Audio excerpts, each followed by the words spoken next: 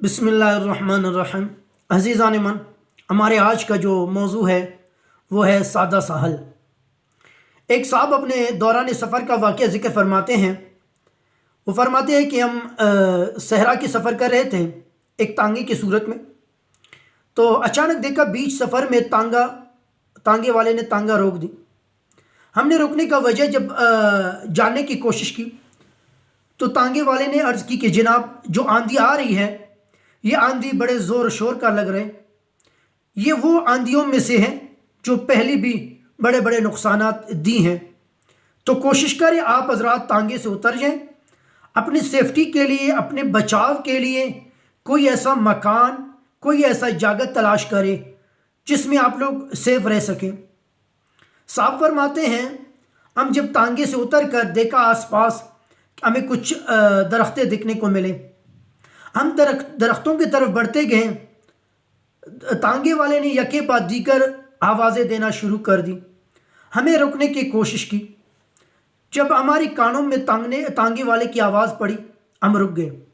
तांगे वाले की तरफ हम मुतवज्जे हो गए तो तांगे वाले का कहने का मतलब यही था कि इस तेज़ आंधी में बड़े बड़े दरख्त भी अपनी जगह से उखड़ जाते हैं, तो कोशिश करें आप लोग दरख्तों के पास न जाएं, बल्कि आप लोग एक चटियल मैदान में मुंह के बल लेट जाएं। हम लोगों ने तांगे वाले की बात तस्लीम कर ली। चटियल मैदान में मुंह के बल लेट गए। आंधी अपने ज़ोर शोर के साथ आकर गुजर गई। जब वो ताकत आंधी की, वो ज़ोर शोर हमें कमी महसूस हुई तो हम उसके बाद खड़े हो गए।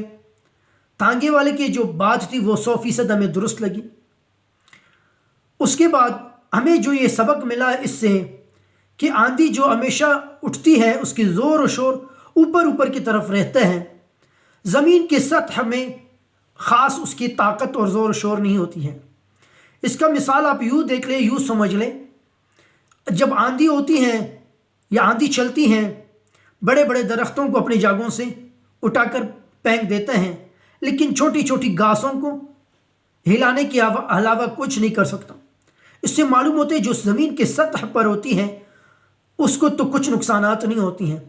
जो ज़मीन के सतह से ऊपर होते हैं, बड़े होते हैं, जैसे अशजार दरख्त होते हैं, मकानात होते हैं, वो ऐसे तेज़ आंधियों से गिर जाते हैं।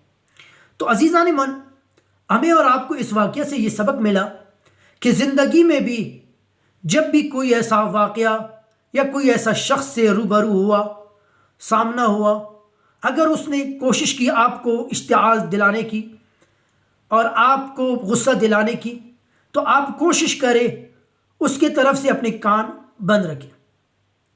अगर वो आपको इतना और भड़काने की कोशिश की, आपको गुस्सा दिलाने की कोशिश की, तो आप अपने तरफ से उसे कोई रिस्पॉन्स, कोई जवाब न दें।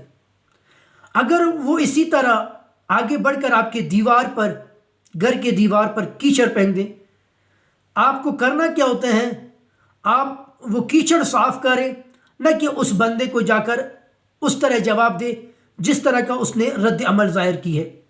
इससे फ़ायदा ये होता है कि आप उस नुकसान से मुस्तकबिल के बच जाते हैं जो वो करना चाहते हैं, जो सामने वाला जो जानना चाहते हैं, जो आपको दिलाना चाहते हैं, उससे आपका ये रद्द अमल, ये तरीक़ेकार, ये सहल अंदाज़ बेहतर होती है, न कि उसको उसी तरीके में जवाब देना जिस तरीके में उसने आपके साथ पेश आया है। तो अज़ीज़ान मन, यकीनन बात यही होगी कि आपको मेरे ये बातें समझ आ गई होगी। आज के लिए इतना ही काफ़ी है। वस्सलाम।